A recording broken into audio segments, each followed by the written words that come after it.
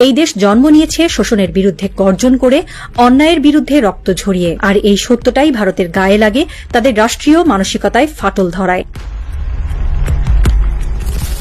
বাংলাদেশের বাজারে ভারতীয় পণ্যের জোয়ার। টুথপেস্ট থেকে সাবান, নকল কসমেটিক্স থেকে খেলনা, প্রতিটি দোকানে ভারতের ছাপ। কোটি কোটি টাকার নিম্নমানের পণ্য বিনা বাধায় ঢুকে পড়ে বাংলাদেশে। কিন্তু বাংলাদেশের পণ্য ভারতে পৌঁছালে আটকে যায় শুল্কের ফাঁদে, লাইসেন্সের জটিলতায়, কোয়ালিটি টেস্টের অজুহাতে। এ যেন একতরফা খেলা, যেখানে ভারত জিততেই খেলে। এই অর্থনৈতিক দখল শুধু বাজারে নয়, বাংলাদেশের সিদ্ধান্তের কক্ষেও প্রবেশ করেছে। তিস্তা পানি চুক্তি থেকে বুলেট ট্রেন প্রকল্প, চীনের সঙ্গে বাণিজ্য, প্রতিটি স্বাধীন পদক্ষেপে ভারতের চোখ রাঙানি, মিডিয়ার অপপ্রচার, কূটনৈতিক চাপ। ভারত ভাবে বাংলাদেশ শক্তিশালী হলে তাদের বন্ধুত্বের মুখোশ খুলে পড়বে। টিভি খুললেই ভারতীয় সিরিয়াল, ইউটিউব খুললেই তাদের রিয়েলিটি শো, বিজ্ঞাপনে তাদের ভাষা, তাদের পণ্য। এমনকি বাচ্চারাও এখন বলে, মা, এটা শাহরুখ খান খায়। ভারতের সাংস্কৃতিক আগ্রাসন এতটাই গভীর যে বাংলাদেশের নাটক, গান, সিনেমা প্রায় হারিয়ে যাচ্ছিল তাদের হাজার কোটি টাকার বিনোদন শিল্পের চাপে। তাদের লক্ষ্য ছিল বাংলাদেশকে চিন্তায়, চেতনায়, চেহারায় ভারতের দ্বিতীয় সংস্করণ বানানো। এই আগ্রাসন শুধু স্ক্রিনে নয়, বাংলাদেশের রাজনীতি, কূটনীতি, এমনকি নির্বাচনেও প্রবেশ করেছে। ভারতীয় গোয়েন্দা সংস্থা, মিডিয়া, এমনকি কিছু এনজিও সবই কাজ করেছে দিল্লির স্বার্থে, সহযোগিতার মোড়কে।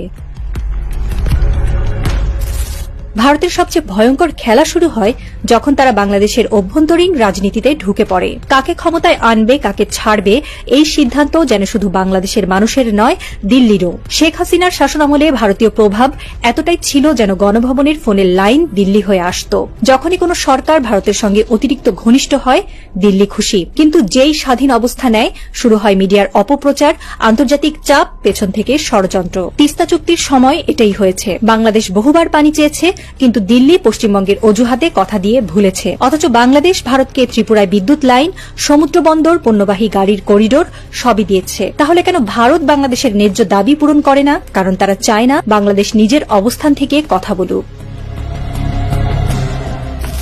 ভারত চায় না বাংলাদেশ চীন, তুরস্ক বা অন্য কোনো দেশের সঙ্গে বড় চুক্তি করুক। তারা চায় না বাংলাদেশের প্রযুক্তি, প্রতিরক্ষা অবকাঠামো শক্তিশালী হোক। চট্টগ্রাম বন্দর চীনকে দেওয়ার খবরে ভারত উদ্বিগ্ন, রাশিয়ার সঙ্গে সহযোগিতায় বিব্রত, কিন্তু তাদের সঙ্গে চুক্তি হলে কোনো প্রতিবাদ নেই। এমনকি লোক দেখানো সস্তা সুবিধাও তারা মিডিয়ায় বিশাল বন্ধুত্ব হিসেবে চালায়। যারা বাংলাদেশের স্বাধীন অবস্থানের কথা বলে, তাদের ভারত বিরোধী তকমা দেওয়া হয়। ভারত এমন ভয় তৈরি করেছে যেন তাদের ছাড়া বাংলাদেশের উন্নয়ন অসম্ভব, কিন্তু এই ভয় মিথ্যা। এখন বাংলাদেশ প্রমাণ করছে ভারত ছাড়াও উন্নয়ন সম্ভব। চীন দিচ্ছে প্রযুক্তি, মধ্যপ্রাচ্য বিনিয়োগ, তুরস্ক প্রতিরক্ষা সহযোগিতা। পশ্চিমা দেশগুলো বাংলাদেশের স্বাধীন অবস্থানকে সম্মান করছে। এই পরিবর্তন ভারতের গায়ে লেগেছে।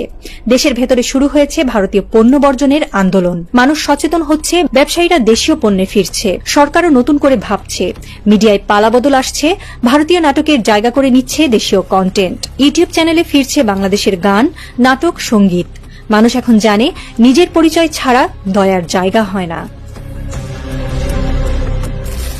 ভারত এই জাগরণ দেখে অস্থির। তারা এখন আর খোলাখুলি চাপ দেয় না, বরং নরম কৌশলে ফিরেছে। মিডিয়ায় প্রোপাগান্ডা, সাংবাদিকদের মাধ্যমে নেগেটিভ ক্যাম্পেইন, সফট পাওয়ারের খেলা সবই চলছে।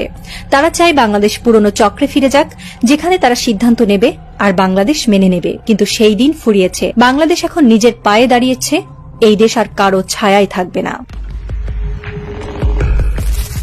এই গল্পের ক্লাইম্যাক্সে দাঁড়িয়ে প্রফেসর মোহাম্মদ ইউনুস, যিনি নোবেলের আলোয় শুধু দারিদ্র্যের বিরুদ্ধে লড়েননি, এখন একটি জাতির মাথা উঁচু করে দাঁড়ানোর স্বপ্ন দেখাচ্ছেন। মোদির ষড়যন্ত্রের জটিল জাল, যা বাংলাদেশকে বছরের পর বছর আটকে রেখেছিল, তা তিনি ধৈর্য আর কৌশলের তীক্ষ্ণ তরবারি দিয়ে ছিন্ন করছেন। তার নেতৃত্বে বাংলাদেশ শুধু অর্থনৈতিকভাবে নয়, মানসিকভাবেও মুক্তির পথে। এ যেন এক উপন্যাসের নায়কের গল্প, যিনি অন্ধকারের মাঝে আলোর পথ খুঁজে বের করেন। প্রফেসর ইউনুসের দূরদর্শী পদক্ষেপে বাংলাদেশ এখন বিশ্ব মঞ্চে নিজের কণ্ঠস্বর তুলছে। চীনের সঙ্গে প্রযুক্তি, তুরস্কের সঙ্গে প্রতিরক্ষা, মধ্যপ্রাচ্যের বিনিয়োগ, এই সবই তার কৌশলের ফসল। মোদির প্রোপাগান্ডা, মিডিয়ার হুঙ্কার, কূটনৈতিক চাপ সবই যেন ধূলিসাৎ হচ্ছে তার অটল প্রত্যয়ের সামনে।